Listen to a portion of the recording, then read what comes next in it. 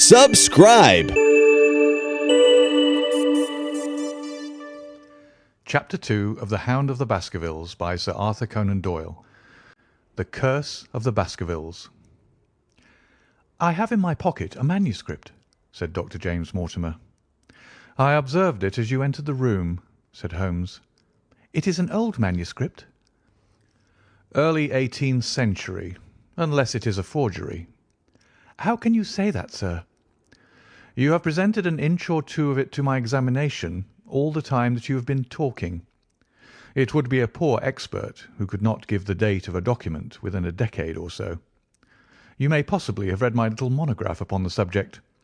I put that at 1730. "The exact date is 1742. Dr. Mortimer drew it from his breast pocket.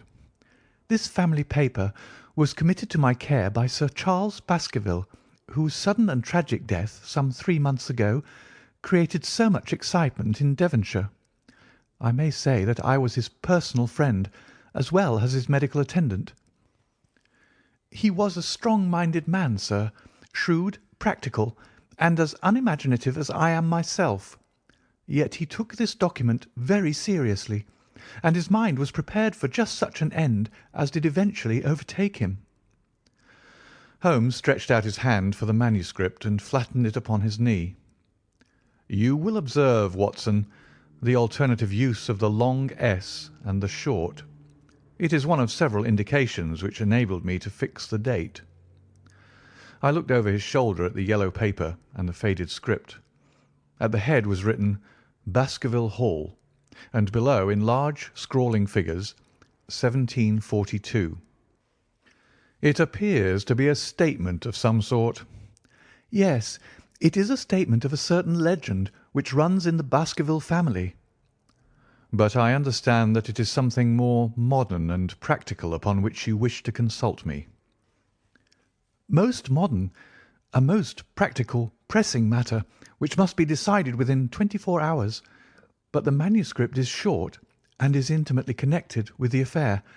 With your permission, I will read it to you." Holmes leaned back in his chair, placed his fingertips together, and closed his eyes with an air of resignation. Dr. Mortimer turned the manuscript to the light and read in a high, cracking voice the following curious old-world narrative. "Of the origin of the Hound of the Baskervilles there have been many statements, yet as I come in a direct line from Hugo Baskerville, and as I had the story from my father, who also had it from his, I have set it down with all belief that it occurred even as is here set forth. And I would have you believe, my sons, that the same justice which punishes sin may also most graciously forgive it, and that no ban is so heavy but that by prayer and repentance it may be removed. Learn then from this story not to fear the fruits of the past, but rather to be circumspect in the future, that those foul passions whereby our family has suffered so grievously may not again be loosed to our undoing. Know, then, that in the time of the Great Rebellion, the history of which by the learned Lord Clarendon I most earnestly commend to your attention, this manor of Baskerville was held by Hugo of that name, nor can it be gainsaid that he was a most wild, profane, and godless man. This, in truth, his neighbours might have pardoned, seeing that saints have never flourished in those parts, but there was in him a certain wanton and cruel humour which made his name a byword through the West. It chanced that this Hugo came to love, if indeed so dark a passion may be known under so bright a name, the daughter of a yeoman who held lands near the Baskerville estate. But the young maiden, being discreet and of good repute, would ever avoid him, for she feared his evil name. So it came to pass that one Michaelmas this Hugo, with 5 or 6 of his idle and wicked companions, stole down upon the farm and carried off the maiden, her father and brothers being from home, as he well knew. When they had brought her to the hall, the maiden was placed in an upper chamber, while Hugo and his friends sat down to a long carouse, as was their nightly custom. Now the poor lass, upstairs, was like to have her wits turned at the singing and shouting and terrible oaths which came up to her from below, for they say that the words used by Hugo Baskerville when he was in wine were such as might blast the man who said them. At last, in the stress of her fear, she did that which might have daunted the bravest or most active man, for by the aid of the growth of ivy which covered, and still covers, the south wall, she came down from under the eaves, and so homeward across the moor, there being 3 leagues betwixt the hall and her father's farm. It chanced that some little time later Hugo left his guests to carry food and drink, with other worse things perchance, to his captive, and so found the cage empty and the bird escaped. Then, as it would seem, he became as one that hath a devil, for rushing down the stairs into the dining hall, he sprang upon the great table, flagons and trenchers flying before him, and he cried aloud before all the company that he would that very night render his body and soul to the powers of evil, if he might not overtake the wench. And while the revellers stood aghast at the fury of the man, one more wicked, or it may be more drunken than the rest, cried out that they should put the hounds upon her, whereat Hugo ran from the house, crying to his grooms that they should saddle his mare and unkennel the pack, and giving the hounds a kerchief of the maid's, he swung them to the line, and so off full cry in the moonlight over the moor. Now, for some space the revellers stood agape, unable to understand all that had been done in such haste. But anon their bemused wits awoke to the nature of the deed which was like to be done upon the moorlands. Everything was now in an uproar, some calling for their pistols, some for their horses, and some for another flask of wine. But at length some sense came back to their crazed minds, and the whole of them, 13 in number, took horse and started in pursuit.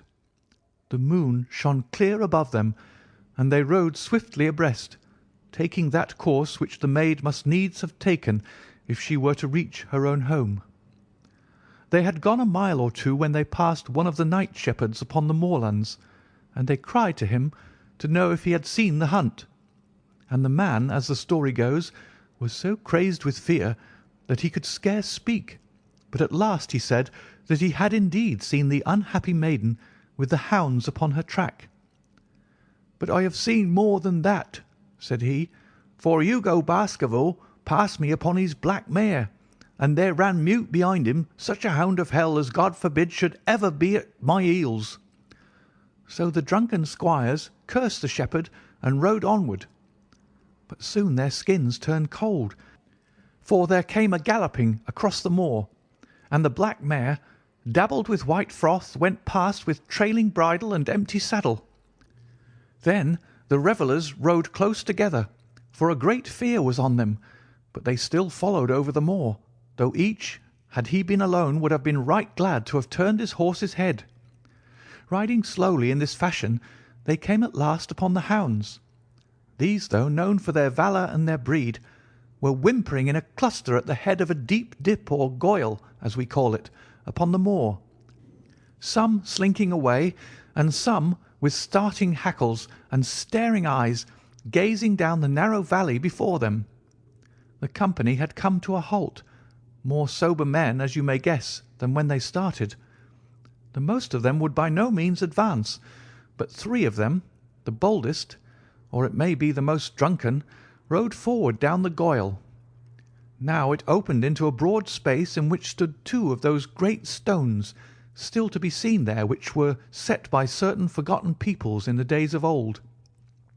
The moon was shining bright upon the clearing, and there in the centre lay the unhappy maid where she had fallen, dead of fear and of fatigue. But it was not the sight of her body, nor yet that of the body of Hugo Baskerville lying near her, which raised the hair upon the heads of these 3 daredevil roisterers, but it was that, standing over Hugo and plucking at his throat, there stood a foul thing, a great black beast, shaped like a hound, yet larger than any hound that ever mortal eye has rested upon. And even as they looked, The thing tore the throat out of Hugo Baskerville, on which, as it turned its blazing eyes and dripping jaws upon them, the three shrieked with fear and rode for dear life, still screaming across the moor. One, it is said, died that very night of what he had seen, and the other twain were but broken men for the rest of their days. Such is the tale, my sons, of the coming of the Hound, which is said to have plagued the family so sorely ever since. If I have set it down, it is because that which is clearly known hath less terror than that which is but hinted at and guessed. Nor can it be denied that many of the family have been unhappy in their deaths, which have been sudden, bloody, and mysterious. Yet may we shelter ourselves in the infinite goodness of Providence, which would not for ever punish the innocent beyond that third or fourth generation which is threatened in Holy Writ. To that Providence, my sons, I hereby commend you, and I counsel you by way of caution to forbear from crossing the moor in those dark hours when the powers of evil are exalted. This from Hugo Baskerville to his sons Roger and John, with instructions that they say nothing thereof to their sister Elizabeth.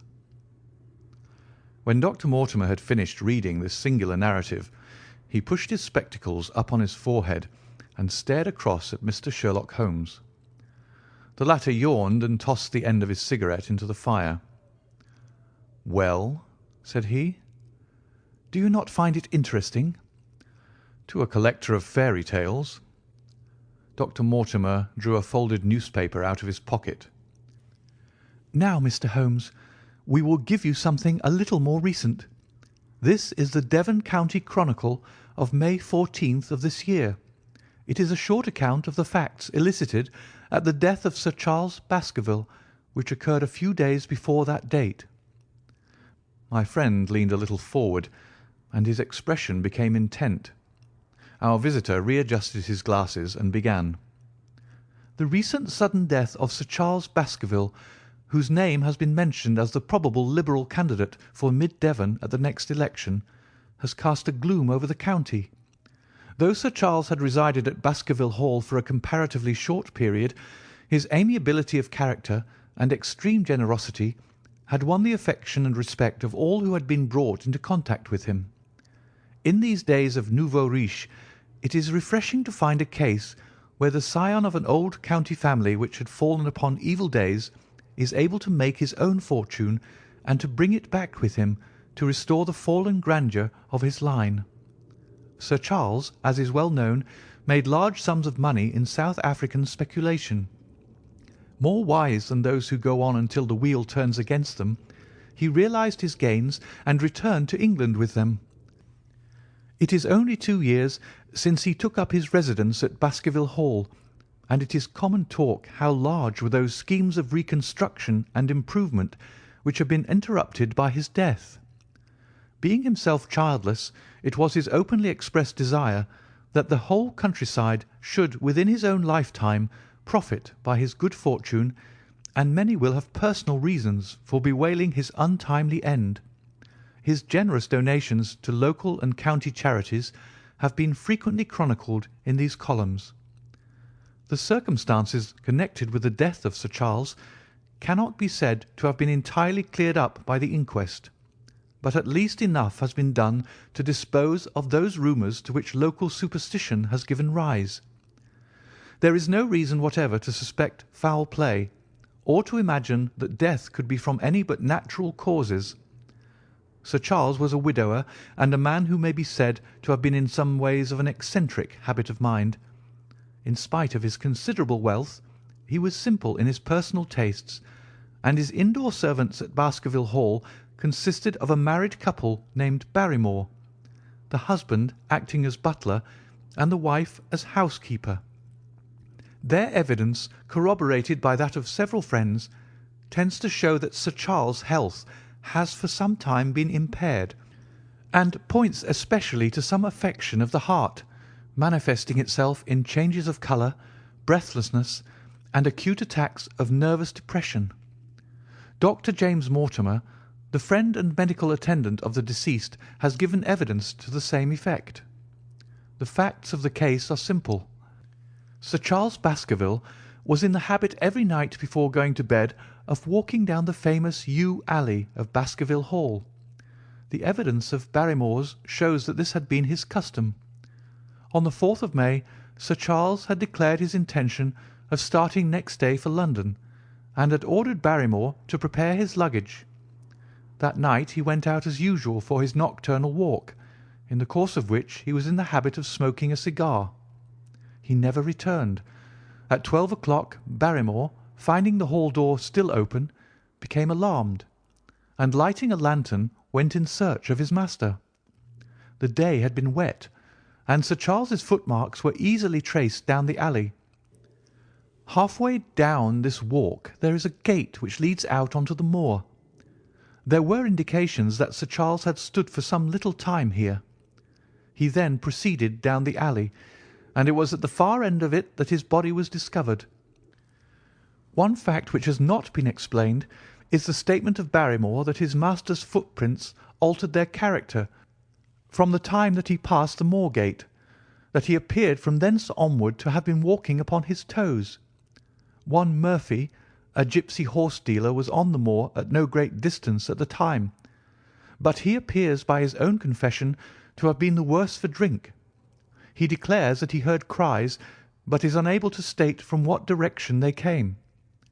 No signs of violence were to be discovered upon Sir Charles's person, and though the doctor's evidence pointed to an almost incredible facial distortion, so great that Dr. Mortimer refused at first to believe that it was indeed his friend and patient who lay before him, it was explained that is a symptom which is not unusual in cases of dyspnea and death from cardiac exhaustion. This explanation was borne out by the post-mortem examination, which showed long-standing organic disease, and the coroner's jury returned a verdict in accordance with the medical evidence. It is well that this is so, for it is obviously of the utmost importance that Sir Charles's heir should settle at the Hall and continue the good work which has been so sadly interrupted.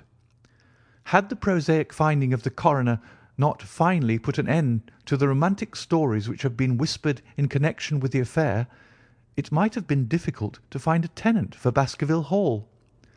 It is understood that the next of kin is Mr. Henry Baskerville, if he is still alive, the son of Sir Charles Baskerville's younger brother. The young man, when last heard of, was in America, and inquiries are being instituted with a view to informing him of his good fortune. Dr. Mortimer refolded his paper and replaced it in his pocket. Those are the public facts, Mr. Holmes, in connection with the death of Sir Charles Baskerville. I must thank you, said Sherlock Holmes, for calling my attention to a case which certainly presents some features of interest. I had observed some newspaper comment at the time, but I was exceedingly preoccupied by that little affair of the Vatican cameos, and in my anxiety to oblige the Pope, I lost touch with several interesting English cases. This article, you say, contains all the public facts? It does. Then let me have the private ones. He leaned back, put his finger-tips together, and assumed his most impassive and judicial expression.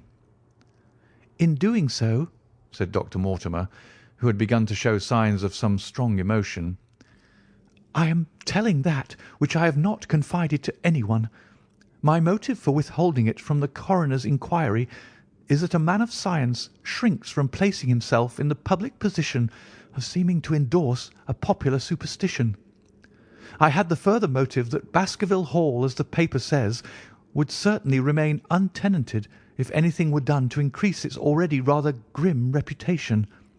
For both these reasons, I thought that I was justified in telling rather less than I knew, since no practical good could result from it, but with you there is no reason why I should not be perfectly frank. The moor is very sparsely inhabited, and those who live near each other are thrown very much together. For this reason I saw a good deal of Sir Charles Baskerville. With the exception of Mr. Frankland of Lafter Hall and Mr. Stapleton, the naturalist, there are no other men of education within many miles. Sir Charles was a retiring man, but the chance of his illness brought us together, and a community of interest in science kept us so.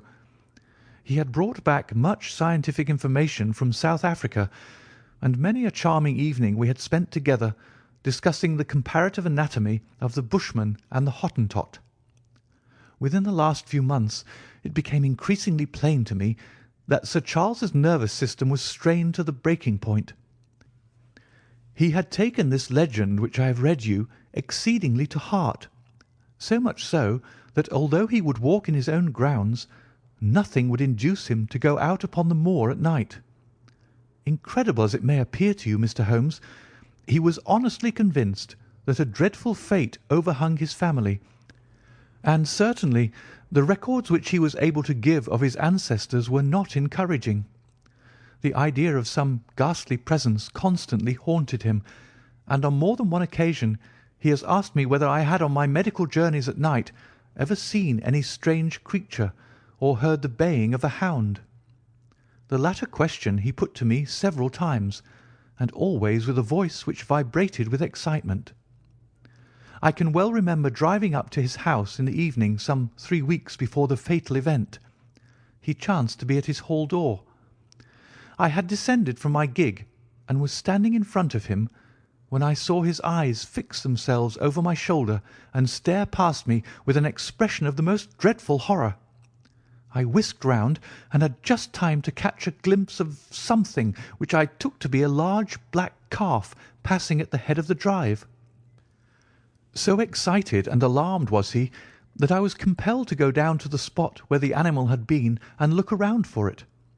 It was gone, however, and the incident appeared to make the worst impression upon his mind. I stayed with him all the evening, and it was on that occasion, to explain the emotion which he had shown, that he confided to my keeping that narrative which I read to you when I first came in. I mention this small episode because it assumes some importance in view of the tragedy which followed, but I was convinced at the time that the matter was entirely trivial, and that his excitement had no justification. I was at my advice that Sir Charles was about to go to London. His heart was, I knew, affected, and the constant anxiety in which he lived, however chimerical the cause of it might be, was evidently having a serious effect upon his health. I thought that a few months among the distractions of town would send him back a new man. Mr. Stapleton, a mutual friend who was much concerned at his state of health, was of the same opinion. At the last instant came this terrible catastrophe. On the night of Sir Charles's death, Barrymore the butler, who made the discovery, sent Perkins the groom on horseback to me, and as I was sitting up late, I was able to reach Baskerville Hall within an hour of the event. I checked and corroborated all the facts which were mentioned at the inquest. I followed the footsteps down the yew alley. I saw the spot at the moor-gate where he seemed to have waited. I remarked the change in the shape of the prints after that point. I noted that there were no other footsteps save those of Barrymore on the soft gravel. And finally, I carefully examined the body, which had not been touched until my arrival. Sir Charles lay on his face, his arms out, his fingers dug into the ground, and his features convulsed with some strong emotion to such an extent that I could hardly have sworn to his identity. There was certainly no physical injury of any kind, but one false statement was made by Barrymore at the inquest.